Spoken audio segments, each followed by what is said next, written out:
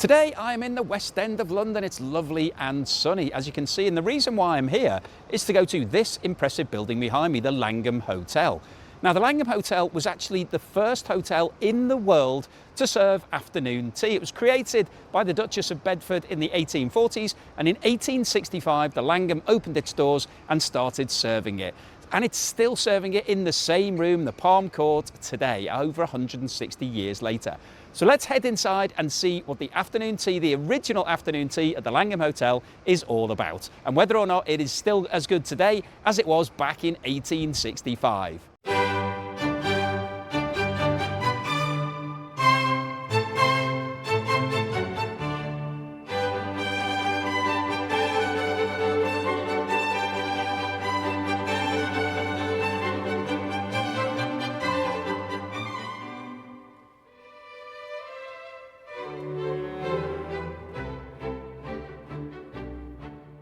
So here we are inside Palm Court at the Langham Hotel, and this place is quite palatial, really high ceilings, amazing chandeliers, and it gives you the grandeur. Very similar feel to what you get when you go to the Ritz Hotel. And because this was the original afternoon tea, they've been doing it in this room for over 160 years, they should know what they're doing. Now I've got the menu here. We'll have a quick look. We'll go through the details when the courses come, but not surprisingly, we're going to get some sandwiches, then we're going to have the best part of afternoon tea, the scones, and then some amazing pastries, I'm hoping for. Now, the tea menu, interestingly, quite a lot of places you go to, they have an actual book, so you have something like this, but this is actually the drinks menu. The teas are served, well, the menu is just on a piece of card here, so we've got two different sides to it, so there's quite a lot of teas on there, probably 20 different teas, and you can also have hot chocolate or coffee as well, all included. So the price here is £85, which is right up there. It's quite high end, so I'm expecting it to be really good. Now, I did buy a voucher before I came. It isn't cheaper, it's still £85 each, but we'll see whether or not at the end that you have to pay the service charge. Some of the places you come to with a voucher, they don't charge you a service charge, they just say everything's fine, you can leave. Other places do. So we'll find out whether or not it's cheaper to buy the voucher or whether it's exactly the same price. So we're just waiting for the tea and the afternoon tea to arrive. See you then. Right, the afternoon tea has arrived, and I've gone for the special Langham blend. They do their own blend. Comes in this rather nice little silver teapot. Maybe this is original from 1865, who knows. Now obviously this is tea leaves, so I'm going to be pouring that, so let's make sure I catch all of the leaves. Don't want any leaves in my brew. Okay, and you get a nice little dish to put that in to make sure it doesn't mark the table. Now let's have a look at that. Looks lovely and brown. Let's see what it's like. Usually very hot, so just try it out. Not too hot actually, just about the right temperature. Well, that's very smooth. Oh, that's a really good cup of tea. I have to say, so far at the Langham, quite impressed. Okay, the sandwiches have now arrived, and you may be able to hear that there's a live pianist playing here, so it's quite nice, really pleasant, feels sort of quite upmarket. Now, as you can see, the sandwiches haven't come in a tier. This isn't a three-tier presentation that you get in a lot of afternoon teas. It comes on a plate. Now, and this is actually what original afternoon tea was like. When it started back in the 1800s, you didn't have the three tiers, they were actually just served on plates. And the reason why afternoon tea was invented was because back in those days, back in the Victorian era, people in the aristocracy, the high sort of society people, they didn't have their dinner until around about 9 p.m. So they'd have lunch at about 12, and then it was like a 9-hour gap between lunch and dinner. And so Anna, the Duchess of Bedford, decided that she was getting a bit peckish, and so she created afternoon tea. So this is what it would have been like back in those days. So we've got 5 different things here, and I've got the menu here. So we've got classic coronation chicken, we've got beef sirloin, smoked salmon, egg mayonnaise, and then we've got this special little tart here. So this is a potato fall, which is, we've got creme fraiche and caviar in it. I'm going to start with the potato fall. It's quite unusual. It's slightly warm, I think. No, it isn't. So it's like a potato cake with creme fraiche, which is cream on the top of it. And sort of cream cheese. It's quite unusual. I do like when I go to an afternoon tea having something a bit different, not just all sandwiches. So that is quite tasty. Come back to that in a moment. Okay, let's start off with the smoked salmon sandwich. Now, the first thing to say, these are a good size of sandwich. So probably 4 or 5 bites in this. Now in terms of the ratio of filling to bread, it's a bit breadier than I would like. I like a bit more filling and a bit less bread, but the bread feels very soft. Just check what this is. Officially, it is Highland cured smoked salmon, lemon buttermilk, capers and chives. And you can taste the capers and the chives. Just give it a nice, different type of flavour, not just all about the fish. That's a really good sandwich, like that. Let's move on to this one, which is the coronation chicken. So it's free-range chicken, you'll be glad to hear, curried butter and coriander. That is good. It's a really floral type of curry flavour. Obviously not spicy. That's really good. I like that. That is the best. That out of the two, that's my favourite so far. Okay, we'll try the egg mayonnaise next. Officially, this is a truffled Burford brown egg with mayonnaise, with black winter truffle mustard on there as well. So quite a lot of different things going on.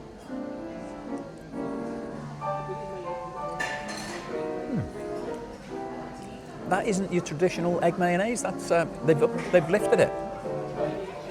With those extra ingredients, it really does make it something quite different. That's really tasty. I like that. Now, something you don't get very often at afternoon tea is beef. And this is aged beef sirloin, celeriac, roulade and watercress. And it's come on a sort of orangey bread. I'm not entirely sure what type of bread it is.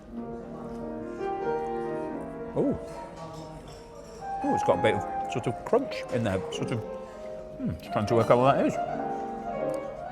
It's obviously the roulade. It's got maybe a little bit of celery or maybe cucumber. It's quite tasty though. That's a really good sandwich. So, different type of presentation today, but I think all these sandwiches are really good. This is probably the most interesting thing. That's quite nice. That's the one you talk about tomorrow, if you're mentioning the sandwiches.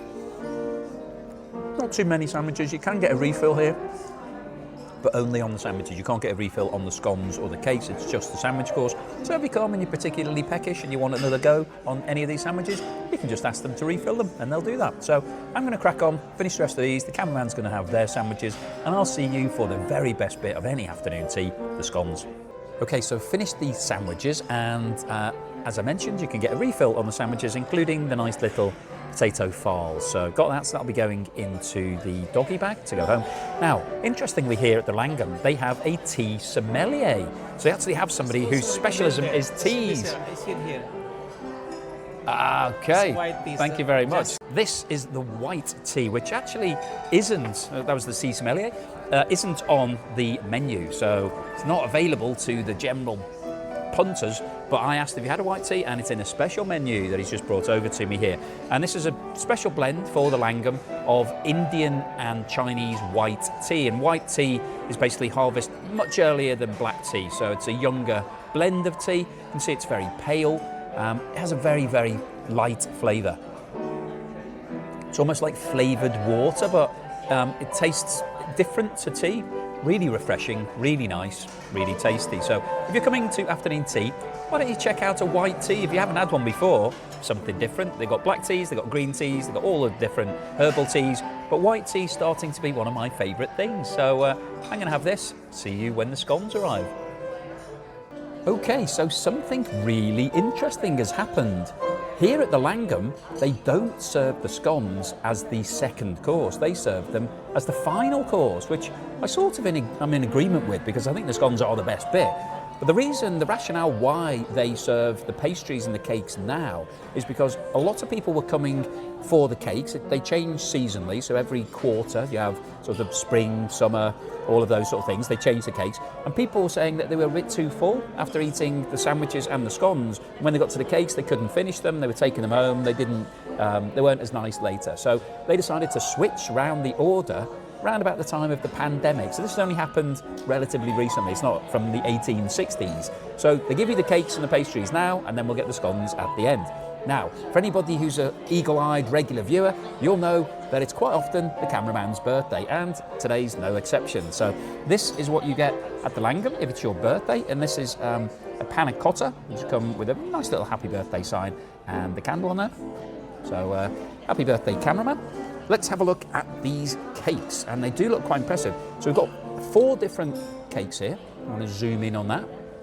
So we've got a coconut and mango cake itself. Let me just have a look at the menu because it's hard to remember. We've got this is a 66% chocolate mousse, which is this is in a glass jar. We have got, let me have a look, a rose, raspberry and champagne charlotte custard cream, which is this one. And the other thing is an El Dorado 12-year raisin chocolate mousse. So let's dive into these and see what like. But in addition to this, I've also got this, which is a huge chocolate tea cake. This is also 66% chocolate. So I have to say there are a lot of cakes and desserts here. So I'm not sure I'm going to have room for the scone, which I think is the best part, if I'm eating all of these cakes. But let's start off with what looks like the least interesting, this coconut and mango. Oh, it's really hard. Oh, it's quite solid. It's quite tricky to cut through, actually. Let me just get my knife for that one. I thought it was just going to be very soft, but it's actually turned out to be, it's quite a thick biscuit at the bottom of it. And it's like a gel on the top. Have a look at that. You can see the good cross section there.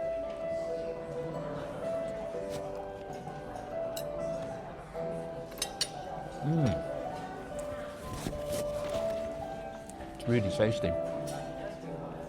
The biscuit, it's almost like a gingerbread, a thick gingerbread, like a gingerbread biscuit that you'd have. The mango really lifts it, really light flavour. It's quite crunchy, it's quite substantial. I mean, I think once I've eaten all of that, I'm going to be quite full, and I've got all these other things to have as well. Let's have a look at this little bar. I'll see if I can cut it. Okay, let's see what this looks like on a cross section. So again, it's like a biscuit with some jelly in there.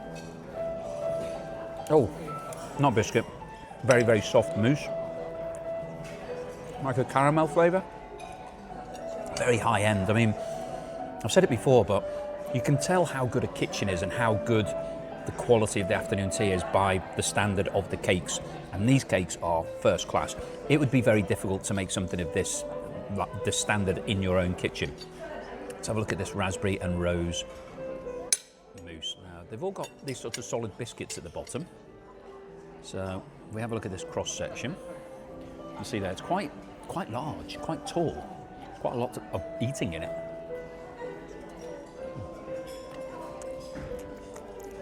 Sorry. That's really nice. It's like a very light, subtle jelly type mousse with just a hint of rose in there, but just enough actually. The aftertaste is definitely rose. I've saved the 2 chocolate ones to the end, which is what he told me to do. Now, this has actually got a sort of chocolate top on top of it. You can see it's like I have to break that to get into the mousse. And then if I go down, so you can see the mousse, very soft. There's a lot of it though. Oh, that is delicious. Wow. Melts in the mouth. Oh, that is really, really tasty. Definitely eat that all day.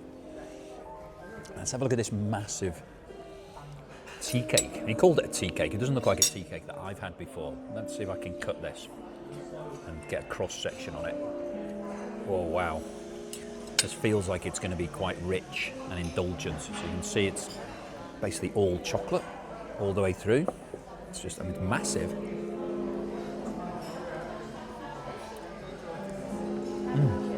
It's really nice.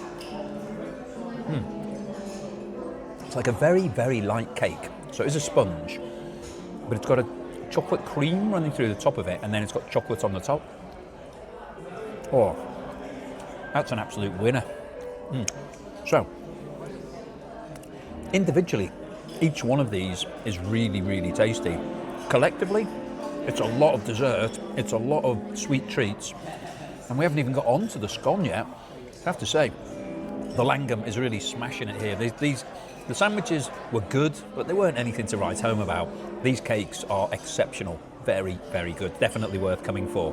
So I'm going to crack on with the rest of these. Cameron's going to have their cakes and maybe some of the birthday cake, and we will see you at the end for the scones. Okay, so we're now down to the final course, which unusually today is the scones. They come in this really amazing cloche. Now, I'll have a look at that in a second, but the tea sommelier has recommended this tea to me, which is a green tea, and the main ingredients in this are sweet corn and sea salt, which isn't something that I normally have. This is what the leaves actually look like, sort of green leaves. And he's telling me that you make this tea somewhere between 60 and 80 degrees Fahrenheit, so not 100 degrees. 100 degrees is for the black tea. Green tea, you make it at a slightly lower temperature. Ooh. Does it taste of sweet corn and sea salt?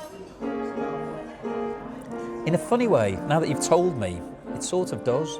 It sort of tastes of sweet corn and sea salt. I wouldn't have said that if you hadn't have mentioned it to me. They're not the ingredients I would have come up with, but it's just a hint of it. It's subtle. It's quite nice, actually. Right, let's have a look at these scones. Now, I'm quite impressed with the cloche. I always like a cloche with a reveal. Ta-da! Here we go. That's what we've got. Let's put that over this little plate. So we've got 2 scones each. So there's a plain scone and a raisin scone. Now, these scones, firstly, they're quite small, which is fine because we've had all the cakes first, so it's a bit of an unusual way of having it. Quite small, but as you can probably see, there isn't a natural break in it. So the normal way, or the real way that you're meant to open your scone is to just separate it. But this is a bit trickier because it doesn't have a, normally they have a sort of a seam in there that you can just pull open, but it still opens okay. So that's when I can. I've got one bit that's bigger than the other. This is the raisin scone. Let's see if I can do that with the other one. Yeah, if you just press it, it does open quite naturally, so that's fine. And they're slightly warm. It's just a little bit warm, not a lot warm. Now, if we have a look at these jams, strawberry jam, standard. Yeah, that's good. Clotted cream, not a lot of it. Gonna have to ask for some more of that, I think. Now this jam, this jam, pineapple jam. First time we've had pineapple jam, and tell you an interesting story. My mum, when she was pregnant with me, had a craving for pineapple jam. So that was the thing that she wanted all the time in the house. So maybe that will taste extra special to me. Now, which way round today? Should it be the cream first or should it be the jam first? Now, we've been through this many times before.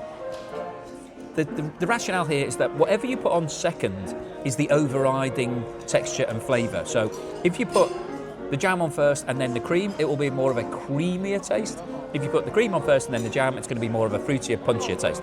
Today, I'm going to go with the jam, and I'm going to start with the pineapple jam to start with. So if we just fire off with this, it's quite see-through, the pineapple jam. So I'm meant to use the spoon. Interestingly, I've only got 1 spoon. Normally you get 3 spoons to put them all on, but oh, this cream's quite thick. Well, that's got consistency of sort of relatively hard ice cream. So I like my cream to be a bit thinner than that, a bit easier to use. Room temperature butter is the right sort of consistency. This is just out of the fridge butter, I think. But let's put that on. Let's get a bit more of that on. A lot of people complain I don't put enough cream on. So there we go. I'm going to start off with the pineapple one. Slightly controversial.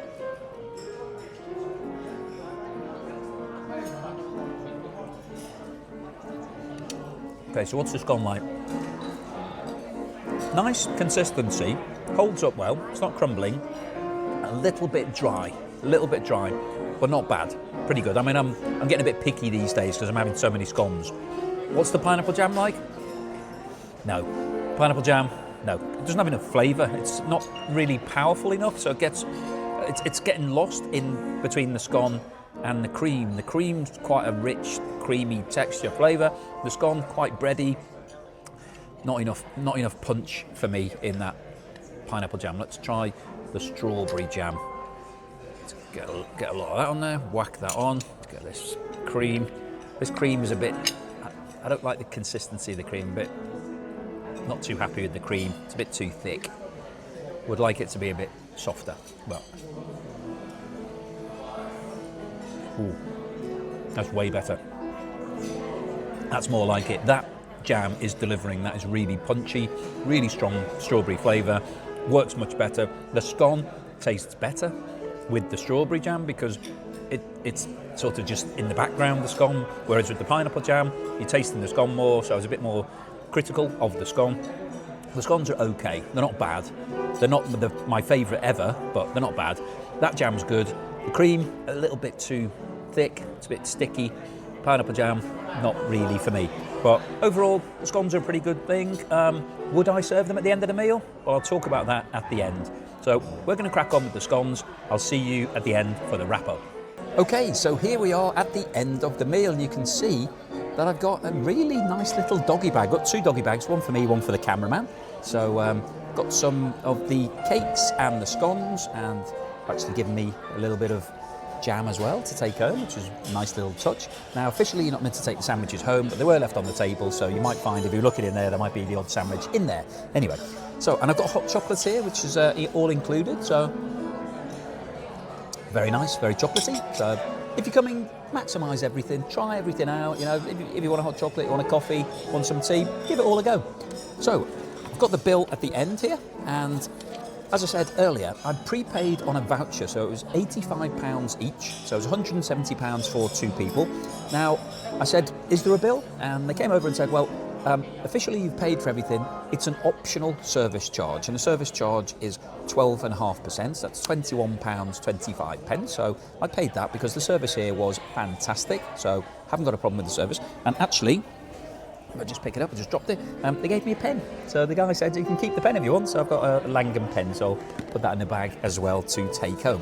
So what's my overall assessment of the afternoon tea here at the Langham, which was the original afternoon tea back from 1865, the first place that ever served it to the general public? Well, firstly, the room is brilliant, it's amazing, it's really nice, gives you that sort of old style aristocratic feel that you get only from these sort of rooms.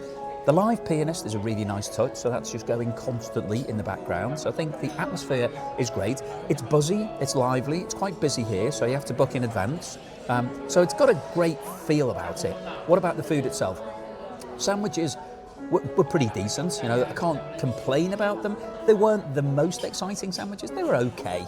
Tick the box, you know, good enough, but nothing to write home about. The little potato file was quite nice. I probably would have liked maybe 1 or 2 other things like that, but they were good enough. Now, what about the order of play? So as you'll know, if you've watched any of my afternoon tea videos before, it's sandwiches, then it's the scones, and then it's the cakes. That's the way afternoon tea works, but not here at the Langham. They've decided to change the order. So we've got the sandwiches, and then we got the patisseries, the cakes, and there was a lot of them, and they were really nice. They were really high-end, so amazing, presented really well, great flavours, nice variety, a lot of them. We've got 4 individual cakes each, and then a big one to share. So I have to say that it was on par with some of the best cakes that I've had, but having them before the scones is a really weird way of doing it, because mentally for me and most people who have, you know, 3-course meals, you have your dessert at the end. That's sort of psychologically what you're expecting to finish up with, the sugar, creamy, treaty thing at the end, and then you think, oh, I'm really full, that was delicious, I'm now going home, but not here. You have the cakes and the scones and the patisseries, and then they serve you the scones, which is a weird way of doing it, because when the scones came, I sort of felt quite full, because the desserts were quite rich, and I sort of thought, well, it's time to go now. And then the scones come, and the scones are quite a substantial course because they're quite bready. You have the jam and the cream, and so I didn't really enjoy the scones as much as I would have if I'd have got them after the sandwiches. So for me, they've done it the wrong way round. I don't think putting the scones last is the right thing to do. It's not something I would suggest any afternoon tea service does. They've done it here, it's unusual, it's interesting, but for me, it didn't really work. I felt that the cakes came too early, the scones came too late, and I didn't enjoy all of them because of that. Now, they said it was because people were feeling too full after the scones, why they're serving the cakes, but I felt too full after the cakes to really enjoy the scones, and as you know, the scones are my absolute favourite part. The other problem I had with the scones is the pineapple jam. That's a no-no for me. You know, lemon curd, maybe, but give me 2 different types of jam, I'm absolutely happy. Pineapple jam, it didn't have enough flavour. It needed to have more pineapple, more punch, something extra. And the clotted cream wasn't quite the right consistency. It was a bit too hard and a bit too difficult to work with. So what's my overall score for the afternoon tea at the Langham? It's good. It's a great atmosphere. The food was pretty decent. I'm going to give it a very solid 8 out of 10. I think 8 out of 10 is a fair score. It's a very good tea. It's quite expensive. It doesn't deserve less than that, but it certainly doesn't deserve more. So hopefully you've enjoyed watching me enjoy this afternoon tea here at the Langham. If you're interested in coming to the original birthplace of afternoon tea for the masses, this is the place to come. It's right by Oxford Circus tube station, really easy to get to. So if you want to try it out, just book it up. Thank you very much for watching this video all the way through to the end. Please give me a thumbs up if you haven't done so already, and I will see you again on the next meal.